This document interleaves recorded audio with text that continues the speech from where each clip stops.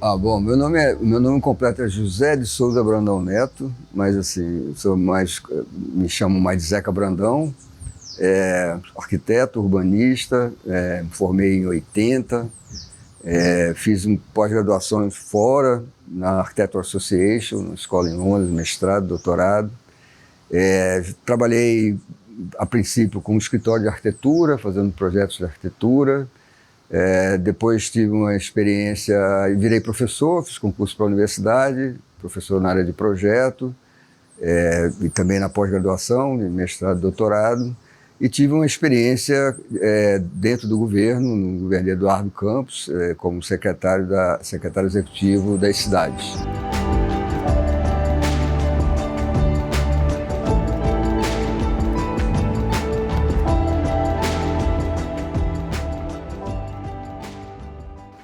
O arquiteto e urbanista, durante muito tempo, aqui no Brasil ainda de uma certa forma é diferenciada, mas são duas profissões muito conectadas, assim, né? Eu não consigo nem ver elas de forma separada, né?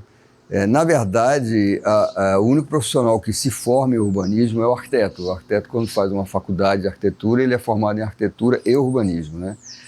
Mas é evidente que é uma disciplina multidisciplinar, né? Uma atuação multidisciplinar, então tem geógrafos, tem economistas, várias outras profissões. A cidade é um elemento de estudo e de trabalho muito complexo para ser tratado só com um tipo de profissional.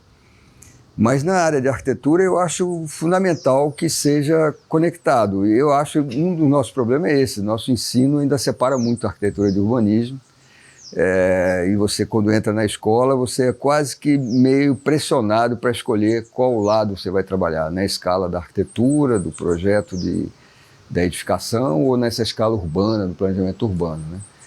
E mais recentemente, da década de 60 para cá, na Europa, surgiu uma disciplina aí que é intermediária dessas duas, que une conhecimentos, conteúdos das duas, que é o desenho urbano, né? E que é fundamental porque faz essa ponte, né? Então, eu acho que hoje, com a complexidade da cidade contemporânea, um arquiteto ele precisa entender muito de cidade, porque ele precisa entender o impacto que ele está dando na cidade com o projeto dele, né? E o urbanista também precisa entender muito de arquitetura para poder haver essa articulação dessas duas escalas de trabalho.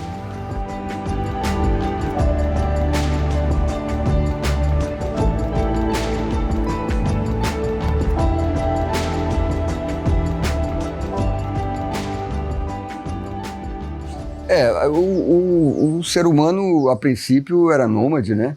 Ele precisava se deslocar constantemente por sobrevivência, né? Através da caça, da coleta, da busca de água. E com a Revolução Agrícola e esse conhecimento de técnicas da agricultura, de plantar, de colher e de domesticar os animais, os seres humanos perceberam que era mais vantajoso se estabelecer num território, né, em vez de ficar se movimentando dentro do território. Mais vantajoso não só do ponto de vista de segurança, né, que é mais óbvio, mas também para desenvolvimento intelectual, evolução mesmo da raça humana. Você sobra mais tempo, né, para lazer e para desenvolver mesmo intelectualmente. Você não precisava ficar se movendo para um lado e para o outro. E aí, isso aí há 10 mil anos atrás, né, com essa invenção da agricultura, começa a surgir os primeiros aglomerados, né, que deram origem às primeiras pequenas cidades, né? E daí em diante as cidades só fazem crescer, né? Apesar de muita gente nessa área de TI, por exemplo, no final dos anos 70, quando começou a se discutir a possibilidade de ter uma plataforma que articularia toda a população mundial, né, que hoje é uma coisa banal para a gente, que é a internet. Esse pessoal de TI, eles profetizavam o fim da cidade. Eles achavam que a gente não ia precisar mais morar em cidade, porque podia morar realizar o suposto sonho da humanidade, que era viver no campo, né?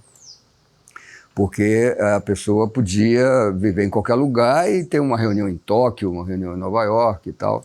E isso é verdade, hoje você pode viver em qualquer lugar e ter uma reunião em Tóquio, em Nova York, mas as cidades continuam crescendo, né? Então eu acho que houve durante muito tempo uma distorção de conceito urbano, de que as cidades, o que atrai as pessoas à cidade é só o emprego, a renda, né? E é verdade que isso é um fator importante, as pessoas ainda, né, são atraídas pela cidade por conta de renda, de emprego, de trabalho, mas é muito mais do que isso, né? A cidade oferece muito mais oportunidades do que o campo, né? A diversidade cultural que você encontra dentro de uma cidade te gera um ambiente maior de desenvolvimento intelectual, de crescimento intelectual, desenvolvimento econômico, lazer produtivo. Ele tem muitos outros fatores atrativos que muito maior do que só a economia, né? Então a cidade hoje, eu acho que a gente aqui no Brasil ainda tem muito essa visão do antagonismo entre a cidade, você viver numa cidade ou você viver no campo, né? Eu me lembro que assim, um depoimento mais meu, pessoal, eu acho que essa imagem negativa da cidade, né, e em prol de uma imagem positiva do campo, começa lá na Revolução Industrial, ainda no século XIX, principalmente na Inglaterra, mas eu acho que se consolida na contracultura da década de 60, com o movimento hippie, de ir para o campo, de ir para o mato, para as montanhas, né? E aí eu tenho um depoimento pessoal meu que a minha geração, aí no meados, era uma geração que a gente gostava muito, né, de acampar e ir para as cachoeiras, então a gente passava a semana na cidade reclamando, porque tinha que estudar, tinha que fazer as tarefas do dia a dia na cidade, mas a gente queria os fins de semana e os feriados para ir acampar, né? E aí eu me lembro que quando chegou aí meados dos anos 70, o pessoal começou a ter que escolher uma profissão para fazer vestibular e tal, e eu lembro claramente a decepção dos meus amigos quando eu disse que eu ia fazer arquitetura e urbanismo, né? Porque a maioria escolheu assim, veterinária, oceanografia, agronomia, né? Profissões mais ligadas à coisa do campo, da natureza, né? E assim, eu escolhi arquitetura e urbanismo, então eu era, né, a favor das cidades, assim, que naquela visão maniqueísta, né? Eu lembro muito bem que isso até mexeu comigo, eu fiquei, pô, será que é isso mesmo que eu quero e tal, né? Então, eu acho que cidade, eu particularmente considero a maior invenção do ser humano, assim. Eu acho que a cidade, com todas as mazelas e deficiências, ela oferece uma condição de vida para o ser humano muito boa, assim, né? Muito boa.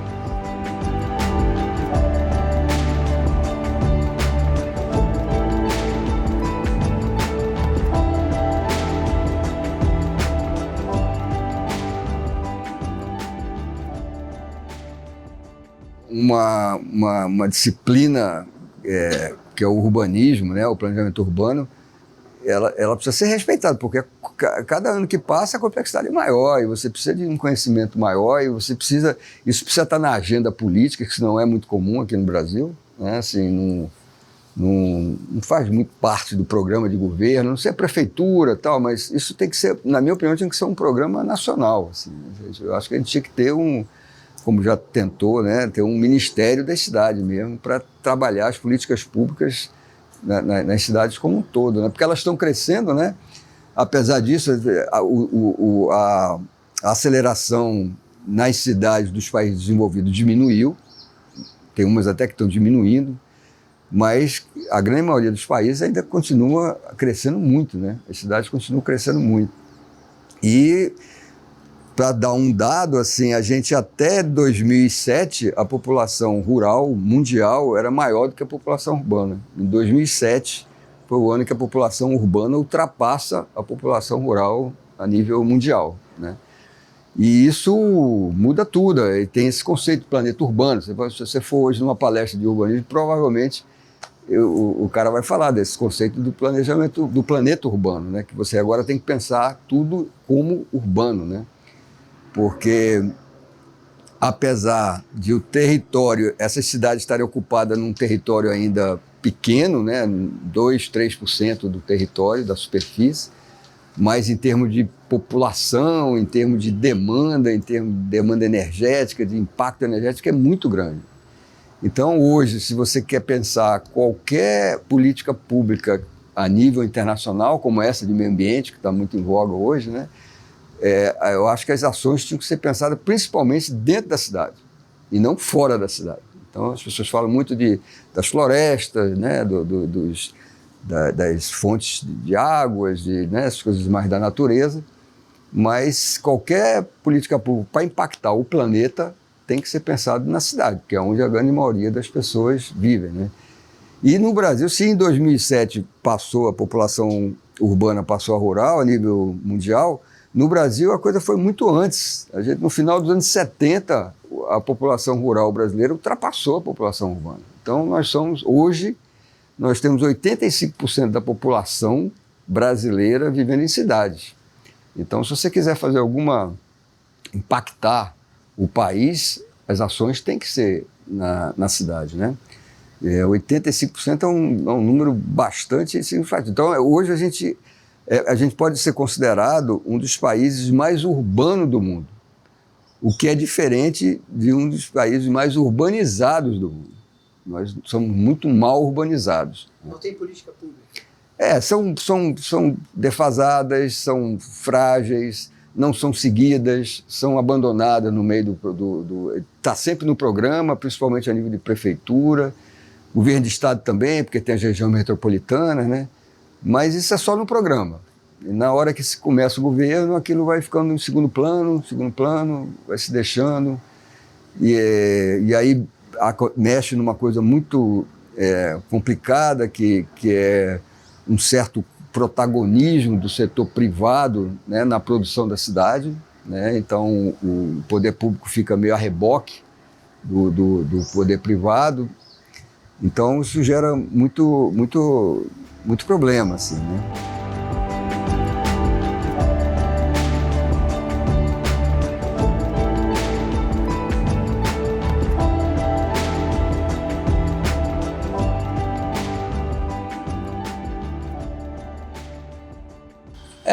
Esse conceito de urbanidade, ele nasce aí na década de 60, após a Segunda Guerra, várias cidades na Europa foram totalmente destruídas, né?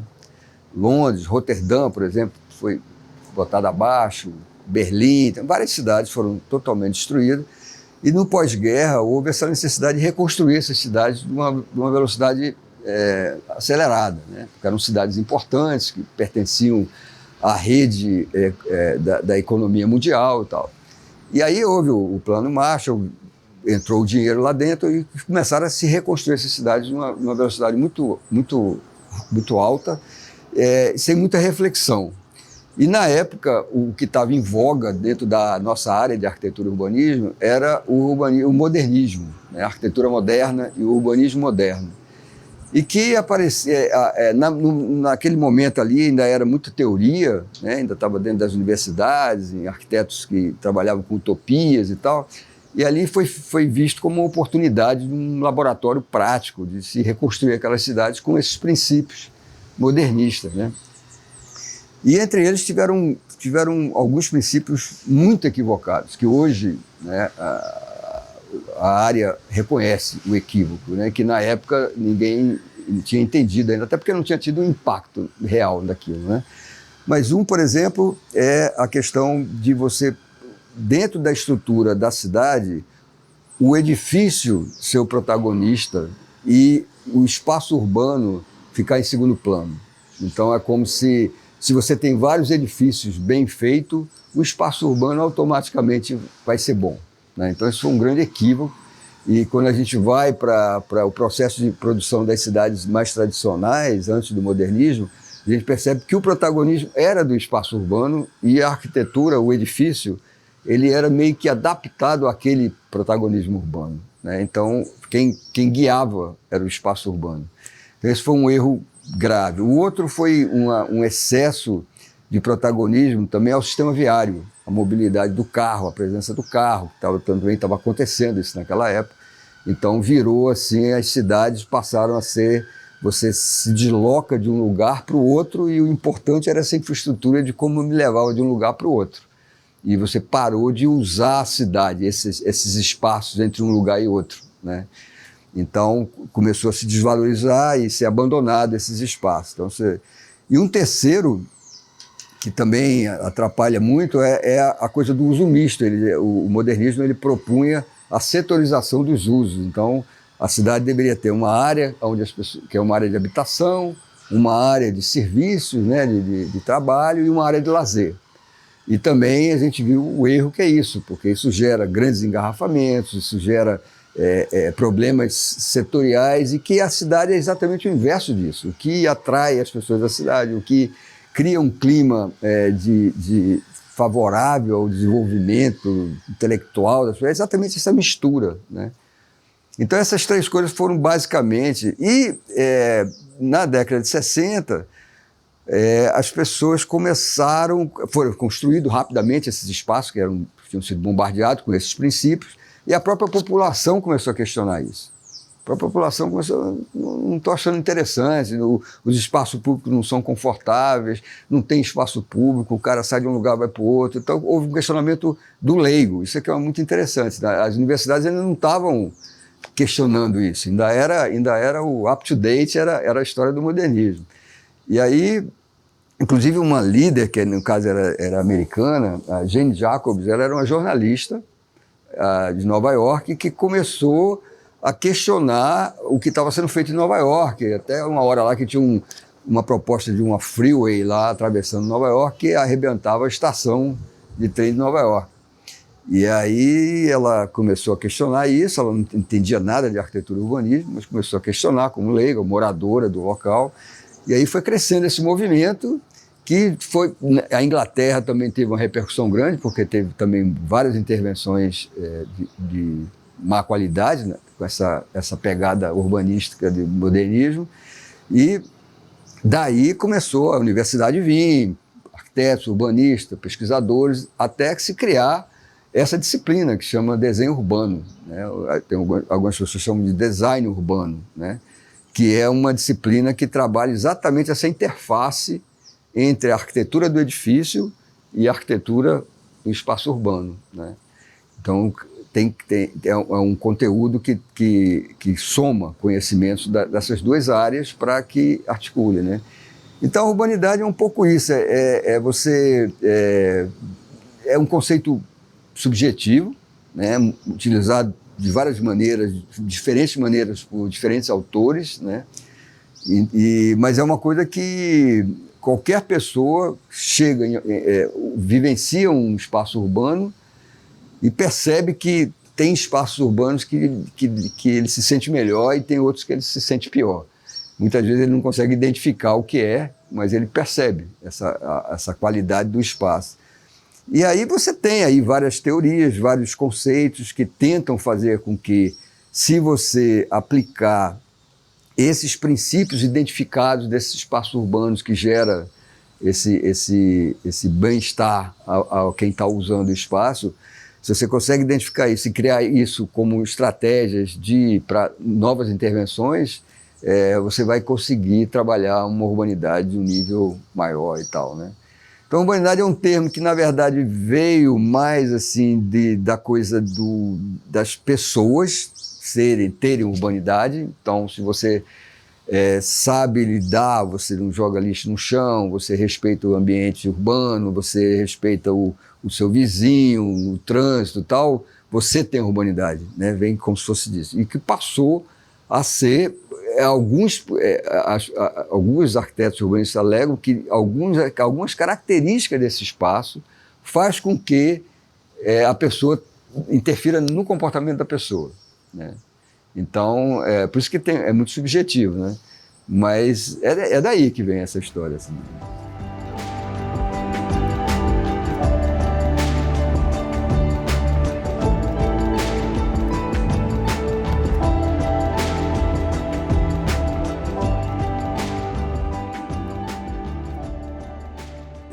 Eu acho isso, eu acho que nasceu de uma coisa muito pequena, né? O pessoal estava discutindo o aumento da passagem de ônibus, 20 centavos, acho que era R$ 3, passou para 3,20, e teve aquela explosão e ninguém entendeu nada, né? E eu acho que o poder público aí não teve a capacidade de perceber e começou a criticar o movimento, dizendo que eram movimentos que não tinham líderes, que não tinham uma agenda objetiva, não sabiam o que queriam, que não tinha nenhum partido político por trás disso.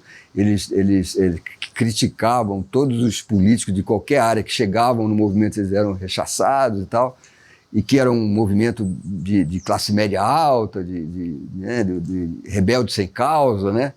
E, na verdade, o que eu acho que eles estavam reivindicando era a cidade. Eles estavam reivindicando a cidade. Eles começaram a perceber que não adianta essa coisa que o poder público tem mania de usar como referência, que o Brasil está indo bem ou está indo mal, do ranking da economia no mundo, né? O Brasil, 7ª economia, já foi 6ª, agora desceu e tal. Isso não tem nenhuma relevância se isso não se transformar em qualidade de vida para a população. Não adianta nada você ser o 2º país mais rico do mundo se tem pessoas que não têm transporte público, não têm espaço público, não têm para onde ir, não têm habitação, né?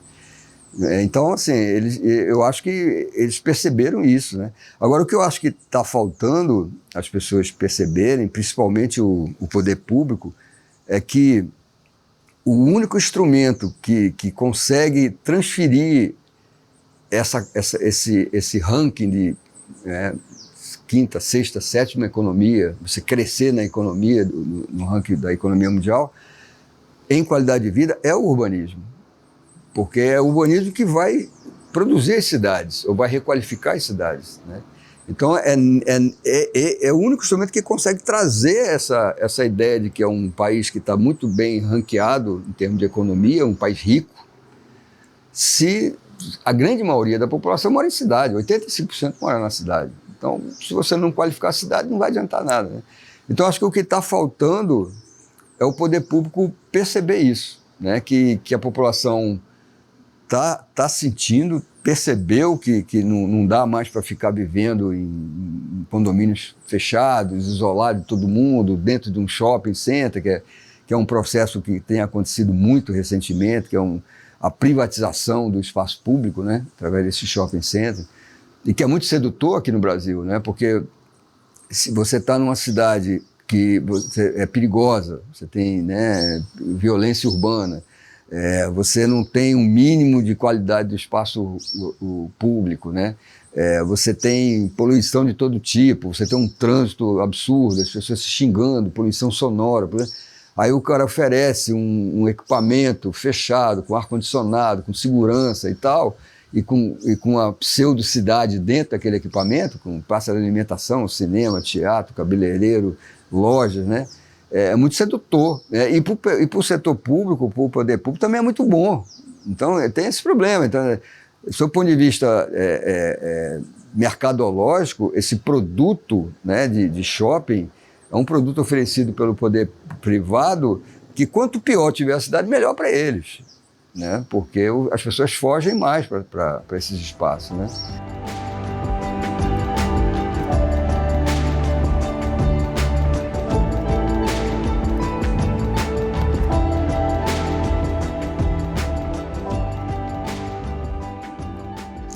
Isso é uma questão muito preocupante, né? Porque isso aí não é mais suposição, são fatos científicos que já está acontecendo, né? E a gente não vê muita sensibilidade do poder público nessa área, apesar de você ter vários estímulos de recursos internacionais, você conseguir um trabalho nessa área, você conseguir recursos internacionais, está bem. As instituições globais estão bem preparadas para isso, mas eu não tenho muita sensibilidade. Eu acho que isso passa também por uma visão também distorcida, que a gente falou um pouco no começo, que é essa visão maniqueísta de cidade é ruim e o campo é bom, né? Porque isso é um falso paradoxo que a gente tem que romper, né? Assim, de que o desenvolvimento urbano é antagônico ao desenvolvimento da natureza, né? da ecologia e tal, né? Isso aí, as cidades do primeiro mundo já romperam com isso, né? A gente percebe como é importante essa articulação do meio ambiente com a cidade, né? Então, não é, a questão não é estimular as pessoas saírem das cidades e morar no campo. A questão, na minha opinião, é você produzir o território, o ambiente onde as pessoas vivem, com essas duas frentes coexistindo, né? E uma potencializando a outra, porque da mesma forma que alguns instrumentos do ambiente urbano podem ajudar a natureza também, porque a gente vê muito ao contrário, a natureza ajudando o ambiente urbano, mas o ambiente urbano também pode oferecer algumas coisas importantes. Então, acho que ainda é uma área muito sensível, inclusive no meio técnico. Eu acho que ainda tem muito essa visão, urbano é urbano, natureza é natureza. Aqui o Rio eu acho uma exceção para o Brasil, até porque eu acho que a natureza no Rio é tão pujante que nenhuma força de especulação imobiliária consegue estragar o Rio de Janeiro. É impossível, né? Porque o Rio de Janeiro tem a maior floresta do mundo urbana, onde você olha, a natureza aparece, né? Então, e o Rio tem essa relação com o espaço público. Então, de todas as cidades, hoje, de todas as capitais do país, eu acho a cidade do Rio ainda mantém um pouco essa relação histórica, tradicional, né? Mas as outras estão totalmente perdidas, principalmente as do Nordeste, as capitais do Nordeste, assim, está totalmente abandonado, não existe essa preocupação. Então, o pessoal da ecologia não quer que construa nada, então é um posicionamento xiita mesmo, de nada, isso tudo é ruim e tal, você construiu, você está fazendo mal à natureza, né? E o pessoal da construção também acha uma bobagem esse negócio de natureza, que está atrapalhando o desenvolvimento urbano e tal, né? Então, são posições tecnicamente também antagônicas, né?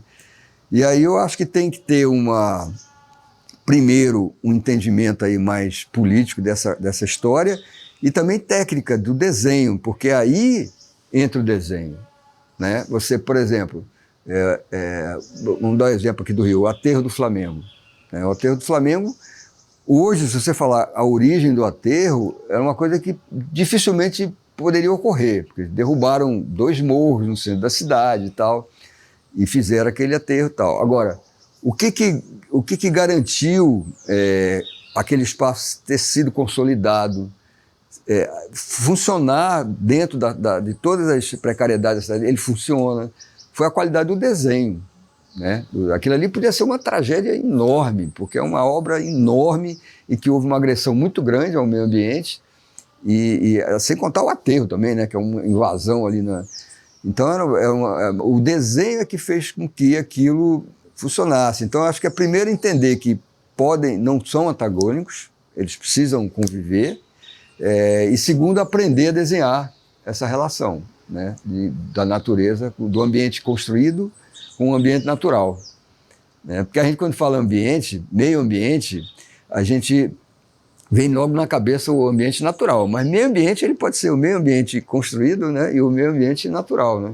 Então, acho que esse balanço aí dessas duas esferas de ambiente que daria essa união, assim, né?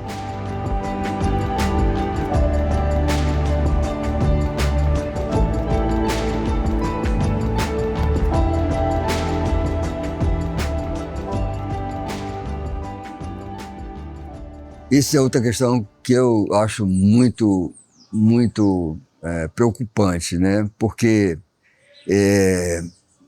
já desde o final do século passado, até um pouco antes, final dos anos 80, meados dos anos 80, que das cidades dos países mais desenvolvidos, têm apresentado uma outra forma de produção de cidade, que é chamado tecnicamente de operações urbanas, e que se baseia em parcerias público-privadas, né? Então, meio que não tem essas cidades do primeiro mundo, eles não têm mais espaço para ser construído do zero, então eles pegam áreas que estão subutilizadas ou que perderam a importância de infraestrutura, área portuária, estação de manobra de trem, essas áreas que deixaram de ter relevância e estão obsoletas, e estão fazendo grandes projetos urbanos, né?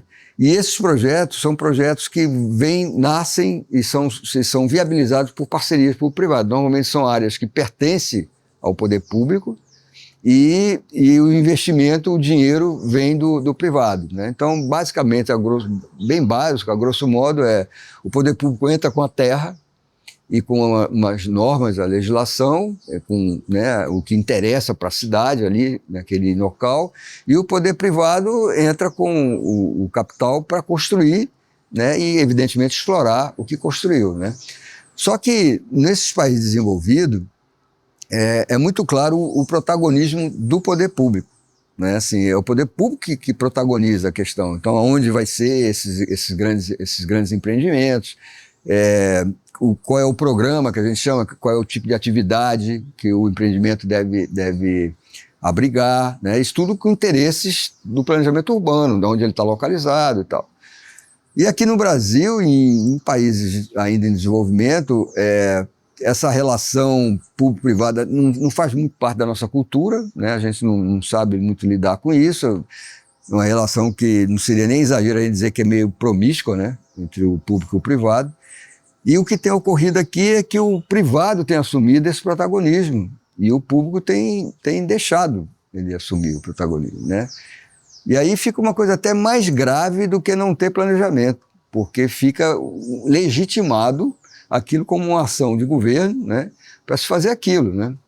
Então a gente viu exemplos agora, eu acho que a gente teve uma oportunidade maravilhosa que a gente jogou fora, que foram esses grandes eventos que a gente sediou, né? Copa do Mundo no Brasil inteiro e aqui no Rio as Olimpíadas, que na minha opinião era uma grande oportunidade a gente fazer um laboratório e aprender como que a gente faz essas parcerias com um mínimo de normas, né? E de ética, né? Porque não tem como voltar atrás, todo mundo está fazendo isso, a gente vai ter que aprender a fazer isso, né? E não foi o que aconteceu, né? A gente perdeu essa oportunidade, as obras foram de péssima qualidade, a grande maioria não era prioridade para a cidade, né? Houve várias distorções, projetos que eram para ser feitos de um jeito foram feitos de outro ao longo do processo, exatamente porque aos poucos o protagonismo foi passando para o setor privado e o setor privado, evidentemente, está focado no lucro dele, não está preocupado com a cidade, né? Então isso é muito preocupante porque a gente não sabe fazer isso e a gente vai ter que aprender a fazer isso e a gente vive num ambiente muito complicado, né, dessas relações do público-privado, né?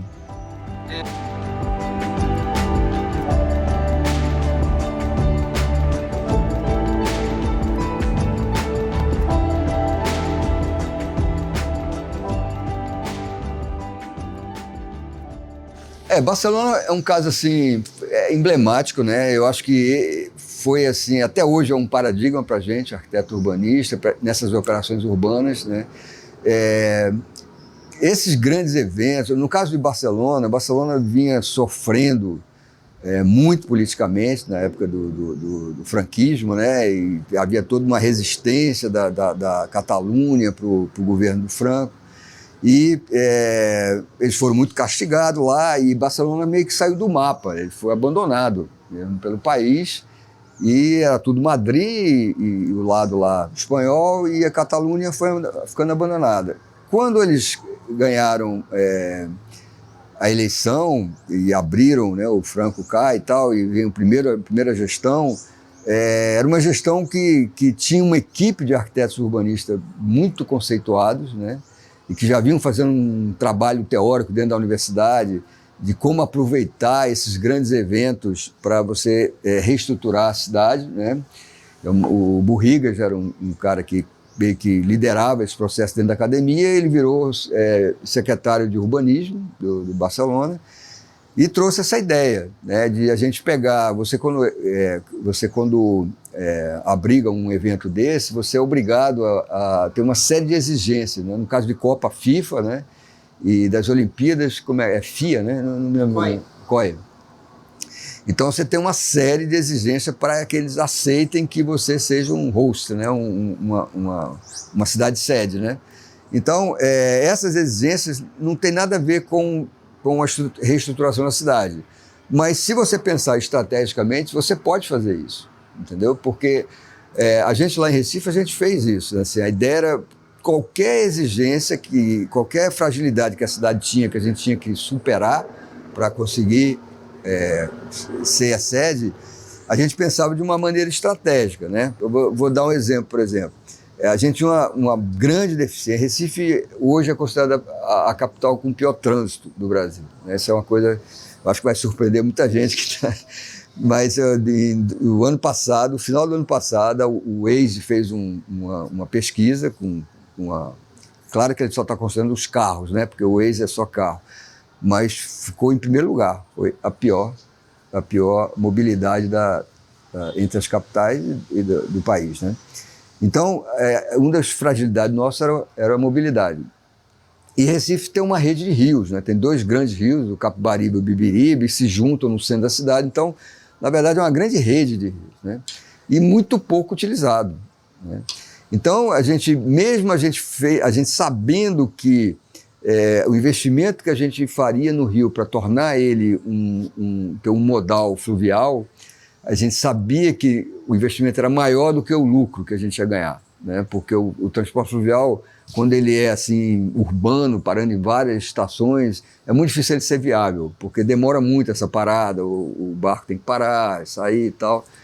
Mas a gente sabia que, ao fazer isso, uma série de outros projetos teriam que ser feitos, como a urbanização das margens do rio, que lá em Recife só é urbanizado no centro, mas nos bairros não são, a relocação e a urbanização das favelas, das palafitas, porque com a passagem dos barcos, a estrutura das palafitas não ia aguentar, então ia ter que ter um projeto habitacional e tal.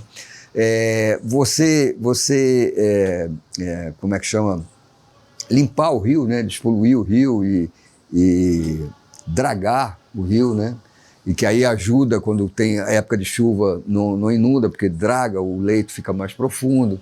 Então a gente sabia que esses subprojetos, pré-projetos, que para poder viabilizar o transporte fluvial, eles teriam que ser feitos. Então a gente pensou nisso, mesmo que não vale a pena a questão da mobilidade. Então essa é a maneira de pensar. Outra, a gente tem muito poucos hotéis lá em Recife. Os hotéis é tudo de praia e nos resorts, nas praias do Porto de Galinha, né, nas áreas do entorno. Mas na área de centrais, hotéis de negócio, de trabalho, tem muito pouco. Então a gente estava muito abaixo também da exigência da FIFA. Aí, em vez de estimular a construção de novos hotéis, que podia ficar obsoleto depois, ocioso, porque não ia ter tanta demanda, a gente pensou em usar navio como hotel. Aí por que isso? Porque a gente sabia que para usar navio a gente teria que urbanizar aquela orla toda que estava tudo abandonado, aqueles galpões tudo abandonado, entendeu? Tinha que fazer um terminal de passageiro, ia ter que ajeitar aquela orla da cidade, que é a parte histórica da cidade. E isso foi feito por conta disso. Então aí esse projeto da orla entra no empréstimo do BNDES, porque foi aprovado pela FIFA de ser um projeto para a sede da cidade de Recife, entendeu? Então, o que Barcelona fez foi isso. Só que eles fizeram isso numa escala monstruosa da cidade, com o cara que concebeu isso sendo secretário de urbanismo, um braço direito do prefeito. Então era um programa, era uma bandeira que o prefeito realmente abraçou, né? E a cidade saiu do abandono total do franquismo, né, que tinha saído do mapa, e se transformou num dos maiores polos turísticos da Europa, né? Assim, da noite para o dia, né? Agora até está vivendo um problema ao contrário, né? Assim, tá muito turista e os caras estão... Agora vai ver um outro processo. Mas tirou a cidade do ostracismo, né? A gente aqui, infelizmente, não aconteceu, né?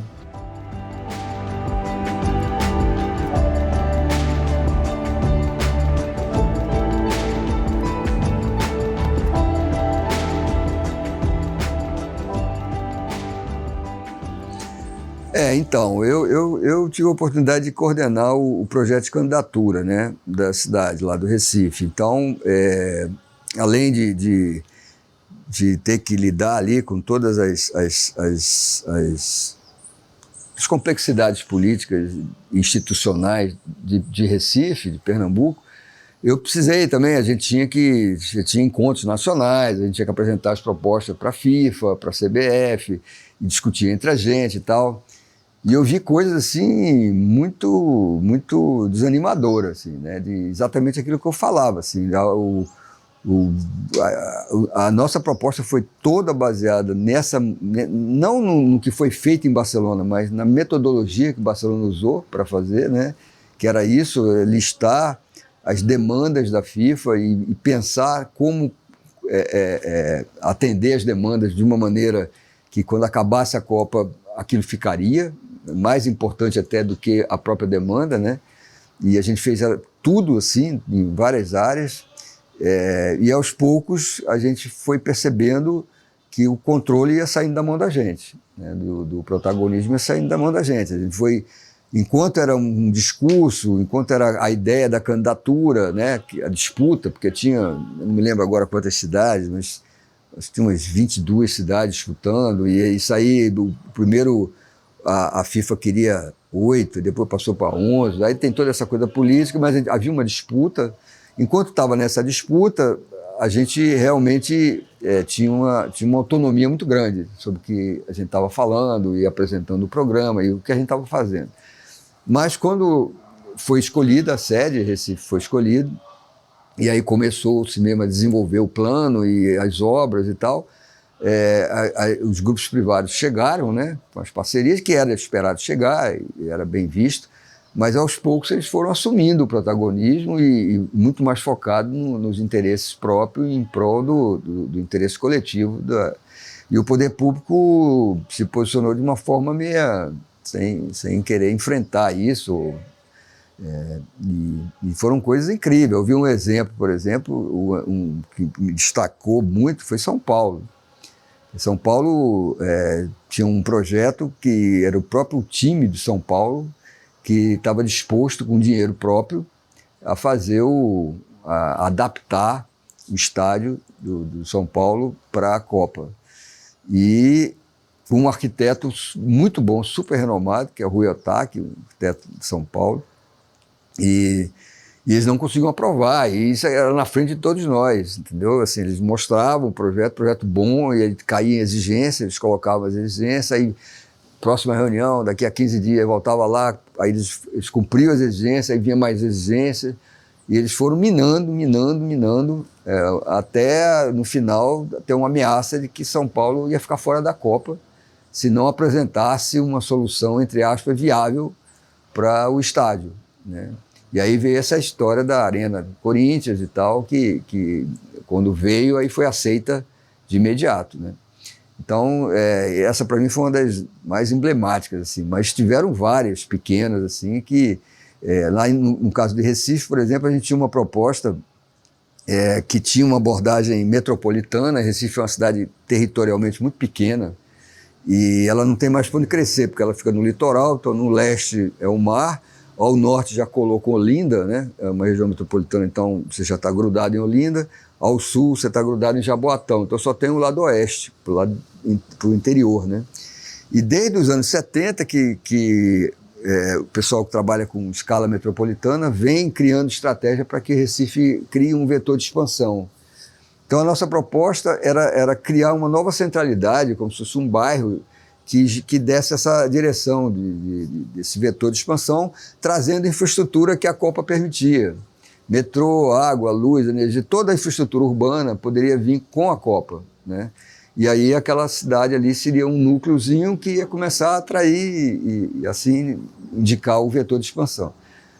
E aos poucos a gente foi percebendo que a modelagem, não só arquitetônico-urbânica, mas econômico-financeira e tal, foi se direcionando para se viabilizar claramente só a arena, né? E o argumento era sempre esse, que tem que ter arena, porque se não tiver arena não tem Copa do Mundo e tal, né? E aí aos poucos foram se esquecendo das outras estratégias que eram necessárias estarem como complementando essa da arena para a própria arena ser viável. Porque a arena só lá não é viável. Ela fica abandonada, ela fica afastada, ela não tem a infraestrutura para as pessoas chegarem lá. Então, esse foi outro caso, né? Então, foi isso, assim. Isso me preocupa muito. Eu acho que aí ficou também, criou-se essa ideia, né? Tem muitos países agora que são contra essa coisa de ter os grandes eventos, né? Porque também, como muitos países usaram esses eventos, né, e não fizeram nada, não fizeram tudo mal feito, passou-se essa ideia também de que esse negócio de grande evento também não é uma boa não, porque só vai haver uma exploração aqui e tal. Mas eu acho que Barcelona mostrou que eu ainda acredito nisso. Se você tiver um poder público consciente, comprometido com um plano, né, e esse plano seja pensado para reestruturar a cidade, ele ajuda muito, porque vem grandes investimentos. Por que disso? Primeiro, você para ser aceito, você precisa de uma espécie de alinhamento formal entre os 3 governos, federal, estadual e municipal. Isso no Brasil é raríssimo, né? E isso atrapalha muito as questões urbanas, né? Porque às vezes o municipal quer, mas a terra é do federal e quem tem o dinheiro é o Estado, então nunca sai. Esses projetos urbanos, de operação urbana, precisa dessas 3 escalas do poder público. Então a Copa, a Olimpíada, eles obrigam, os caras assinam, o presidente assina, o governador e o prefeito assinam um alinhamento ali, tem que esquecer as ideologias e tocar o troço. Então isso é muito bom e fica tudo mais ágil. Segundo, a estrutura institucional do país se organiza para aquilo, então cria empréstimos a custo baixo, facilita uma série de investimento, de viabilidade econômica, financeira e tal. E terceiro, vem muito investimento de fora. O capital privado de fora fica atento àquilo ali. É uma área que eu posso entrar com dinheiro aqui, tirar. Então, além de virar uma vitrine, né? A gente lembra aqui, né? O Rio, então, que o Rio foi Copa do Mundo e Olimpíada, né? O Rio, numa época que você, em qualquer lugar, a cidade mais famosa, mais falada no mundo era o Rio, né? Então, você cria um ambiente muito propício para reestruturar uma cidade, né? Por outro lado, você cria um ambiente muito propício também para uma farra do setor privado, né? Se o poder público não monitorar, não protagonizar o processo. Fica uma farra, porque fica tudo legitimado, né? Pode ser feito qualquer coisa que está com carimbo institucional do governo federal, estadual, municipal, né? Então, essa contradição, eu acho que uma das assim, mais importantes que a gente que trabalha com cidade no Brasil precisa resolver, porque parou. A gente está parado, assim. As cidades não estão conseguindo responder. Eu acho que, paradoxalmente, e infelizmente é até ruim dizer isso, mas o que salvou essas cidades recentemente foi a pandemia.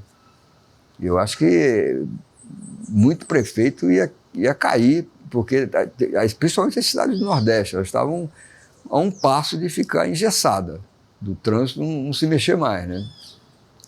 E a pandemia quebrou isso, porque todo mundo ficou em casa, parou, as cidades pararam, quando voltou mais devagar, muita gente tem trabalhado parte do tempo online, né? Sem se mover, está se movendo menos, né? Então, o que salvou, paradoxalmente, as cidades, a crise urbana que a gente via vivendo e já está voltando, foi a pandemia, porque as cidades estão paradas. Você percebe claramente que as instituições não sabem o que fazer e perdeu o controle, né? A cidade está crescendo e está vindo caos nas áreas todas e não sabe muito como fazer. A única maneira de fazer são essas parcerias, e a gente não sabe fazer, não tem cultura, não tem ambiente político, né, que permita você fazer isso. Então, isso eu acho isso e essa questão que você mencionou do meio ambiente, as duas questões assim, mais graves e responsáveis por essa crise urbana que as cidades brasileiras estão vivendo.